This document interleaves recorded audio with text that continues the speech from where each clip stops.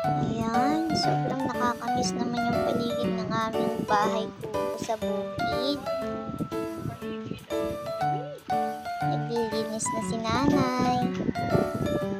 Oh ha, hello guys. Oh ha, I miss you, Nay.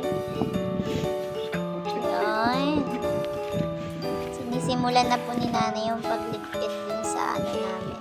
Paglinis sa bahay kubo namin, sa paligid. Ayan. Bale, pag uwi po namin, mas pagagandahin pa po namin yung bahay kubo. Ayan. Very soon uuwi po kami.